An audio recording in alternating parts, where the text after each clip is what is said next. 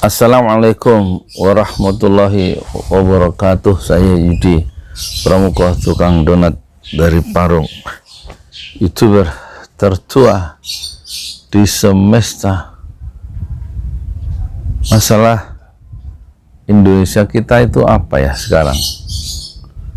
Kalau dikira-kira itu paling enggak ada 4 ya. Pertama, korupsi. Banyak bener korupsi. Korupsi itu maksudnya orang yang nyolong, tapi yang nyolong biasanya sarjana, artinya orang yang berpendidikan itu, orang ngerti korupsi. Bahasa kerennya itu korupsi sebenarnya maling itu nyolong gitu, dan dia punya ini ya, punya akses itu, punya jalan masuk, punya cara untuk ngambil uangnya itu karena dia punya kekuasaan gitu. Dan biasanya ada teman-temannya, nggak mungkin dia korupsi sendirian, mesti ada backup, ada yang nyuruh, atau ada temennya yang lebih berkuasa lagi lah gitu kira-kira lah, sehingga dia itu TST itu tahu sama tahu, nanti itu saling menggrender, saling mengunci, tapi semuanya dapat, saling tutup mulut gitu maksudnya, saling melindungi. Terus barang-barang buktinya itu ya gimana tuh disembunyikan ya. Biasanya kalau korupsi itu nggak akan mengaku sampai ketangkep tangan ya. Tapi kalau kemarin ada 75 orang KPK itu yang nggak lolos, penyidik senior termasuk Novel Baswedan, dan terus seluruh pegawai KPK itu menjadi ASN ya, pegawai negeri, aparatur sipil negara, berarti mereka punya atasan ya. Pegawai KPK itu sudah nggak independen karena ada atasannya yang akan bisa memberikan sanksi dan lain-lain, sehingga itu yang dikhawatirkan banyak orang. Terus banyak orang yang begitu radikal bilang udah innalillahi, udah meninggal, udah wafat, udah finish KPK itu dengan perubahan status itu. Dan itu akibatnya apa? Ini hari Jumat ya, analisa tukang donat selepas Jumat ya. Dan itu berarti tingkat korupsi itu akan makin meningkat ya. Karena apa? Ya karena korupsinya nanti akan meningkat yang besar-besar, karena nggak mungkin dilacak oleh orang-orang yang mentalnya pegawai negeri dan nggak independen. Kan asal muasal muncul KPK itu kan pesan atau janji dari reformasi ya, yang ditawarkan oleh reformasi, yang membedakan reformasi dengan orde sebelumnya. Orde baru, maksudnya orde baru kan yang diserang itu kan 3 ya. Di situ ada KKN, ada korupsi, ada kolusi, ada nepotisme. Nah itu terus ditawarkan supaya korupsi diberantas, itu caranya dibikin satu badan yang extraordinary badan yang luar biasa, yaitu KPK itu. Nah sekarang KPK udah seperti ya pegawai-pegawainya menjadi pegawai negeri di bawah BKN ya, atau kementerian apa, sehingga sudah hilang masa kejayaan KPK dan sudah hilang ruh, spirit of reformation order, sudah hilang spiritnya. Terus teman dari KPK kan sebenarnya MK, Mahkamah Konstitusi, yang di situ juga uang main banyak di situ, makanya Akil itu jual beli perkara dan disuap, sekarang penjara seumur hidup Akil Mukhtar itu. Terus ada lagi yang orang Mahkamah Konstitusi yang kena uang, itu kasus uang suap, itu namanya Patrialis Akbar. Jadi habis sudah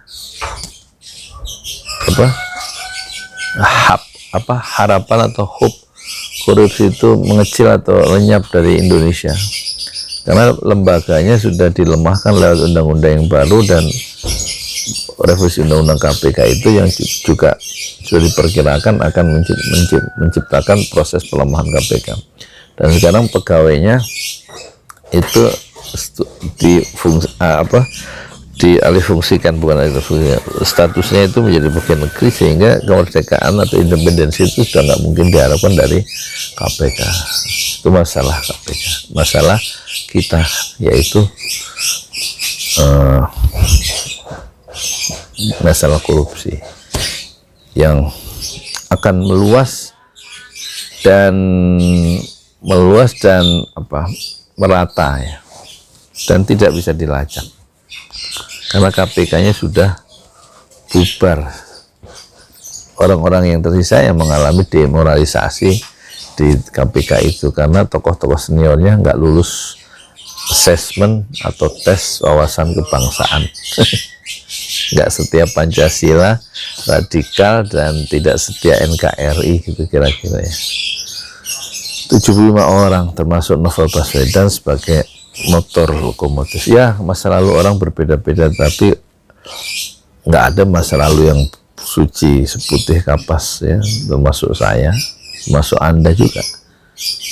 Novel Baswedan tetap akan menjadi satu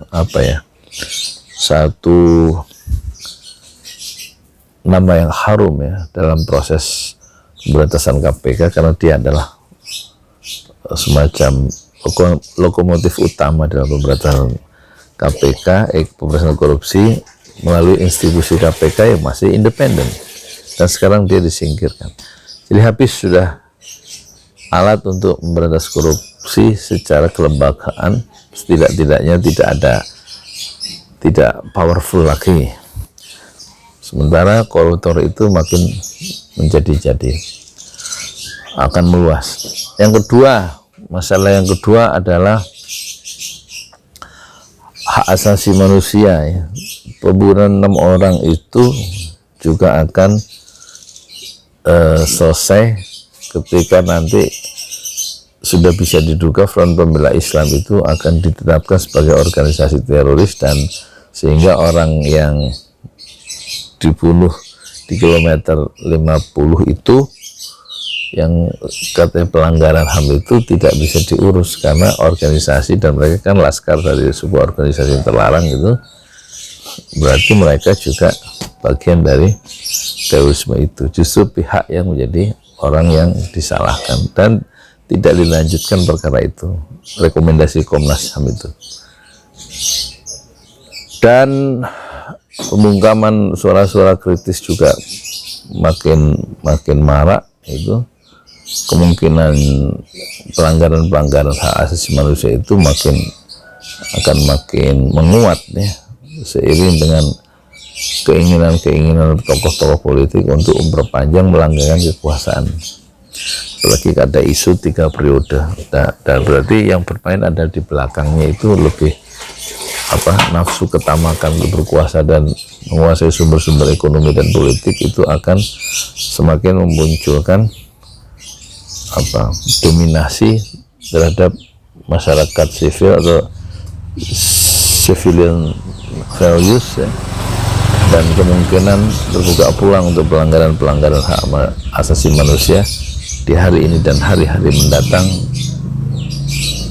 tanpa ada perlawanan yang berarti, juga dari partai politik yang makin mengecil daya oposisinya. Itu kemudian yang ketiga, itu ini indeks, kata Pak Ma'ruf Amin, Wakil Presiden, dalam satu acara resmi dia mengatakan indeks demokrasi di Indonesia turun ya. Jadi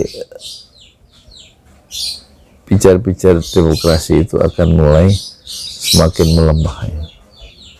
tidak bisa diklaim lagi bahwa Indonesia menjadi negeri demokrasi yang terbesar di dunia, karena ada pelanggaran hak asasi manusia, ada korupsi dan lain-lain, sehingga indeks demokrasi itu memang turun menurut takaran atau penilaian dunia internasional, dan itu data sudah diketahui lama dan baru diungkapkan secara terbuka dan terus terang oleh Ma'ruf Amin. Demokrasi sekedar demokrasi prosedural ya, tapi kulturnya, budaya demokrasi yang menghendaki adanya oposisi itu tidak terjadi, karena oposisi sekarang mencair dan kemudian melemah di hadapan kekuatan penguasa atau kekuatan negara yang mengkooptasi posisi atau menyisakan posisi tinggal 7%, yaitu PKS dan Demokrat. Apalagi sekarang PKS mulai bermain mata dengan Gerindra. Itu tampaknya harapan untuk tumbuhnya demokrasi secara kultural itu semakin ya mencemaskan ya. Terus apalagi ya, tampaknya kehidupan makin suram ya. Dari segi politik itu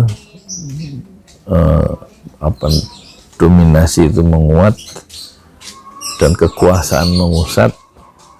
Lembaga-lembaga yang diharapkan untuk mencegah korupsi itu makin melemah. Yang akan terjadi tentu adalah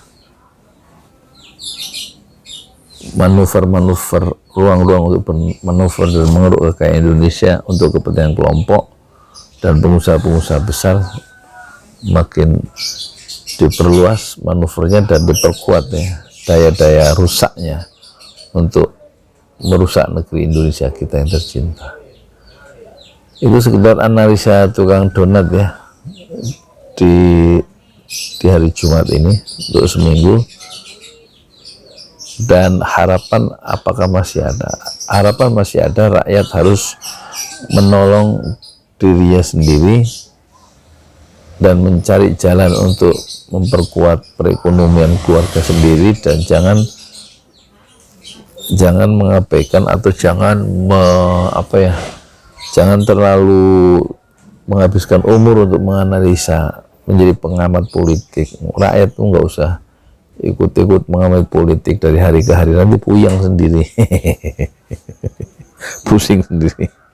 Saya aja nggak ngurusin itu ya. Saya mau jual mie ayam dan mengembangkan jaringan KVU atau jaringan mie ayam 7.000 dan fried chicken, Bezikir fried chicken 7.000 ya, untuk membuka lapangan pekerjaan sebanyak-banyaknya. Jadi masih ada ruang-ruang untuk menyumbangkan tenaga pikiran dan menolong orang lain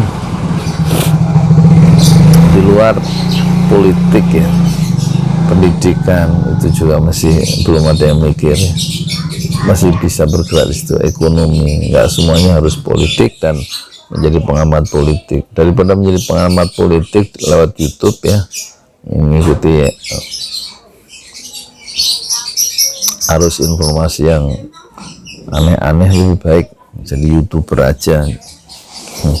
Jadi bisa mengawetkan gagasan dan menyebarkan gagasan daripada hanya menyalurkan gagasan atau forward. Daripada hanya menyampaikan video orang lain dan menyampaikan teks-teks orang lain. Lebih baik kayak tukang donat kayak saya, meskipun ngomongnya sederhana, bisa direkam, bisa diupload ya, meskipun yang nonton cuma 5 orang, 5 viewers, lumayan. Daripada pusing ngurusin politik. Ya wis ngono ya. Saya mau sholat Jumat dulu ya. Saya Yudi Pramuko, tukang donat dari Barong YouTuber tertua di semesta. Fasbir sabron jamila, bersabarlah dengan kesabaran yang indah. Assalamualaikum warahmatullahi wabarakatuh. Jadi kurang satu ya masalah Indonesia ya, baru 3 ya, aku lali ya. Padahal udah saya singkat, KH, SD, K-nya korupsi, hanya hak asasi manusia, SD, D-nya demokrasi, S-nya itu apa ya? S-nya itu apa? Lali maklum, udah 60 banyak dosa, jadi gampang lupa.